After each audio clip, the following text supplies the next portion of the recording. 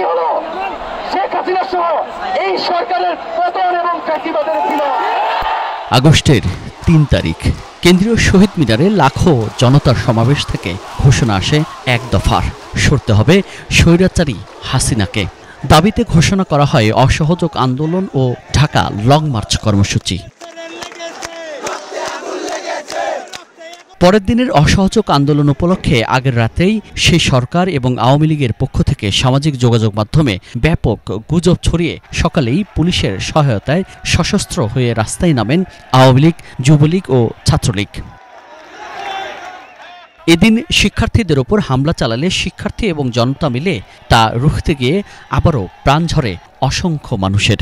এরপরই একদিন এগিয়ে ঘোষণা আসে ঢাকা লং মার্চের।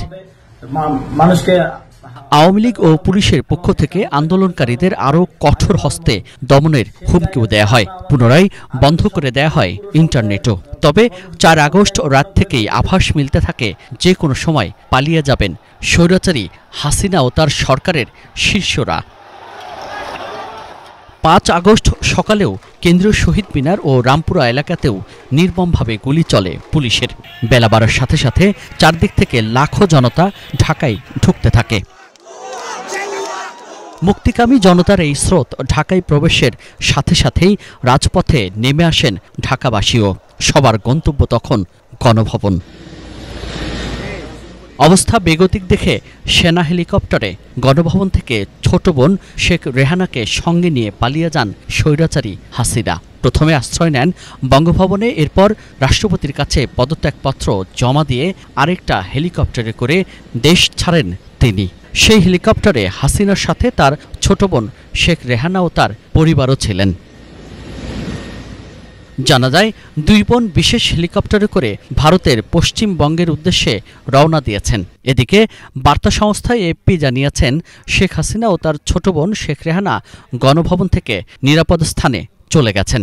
শেখ হাসিনা যাওয়ার আগে একটি ভাষণ রেকর্ড করে যেতে চেয়েছিলেন, কিন্তু সে সুযোগও তাকে দেয়া হয়নি বলে জানা গেছে।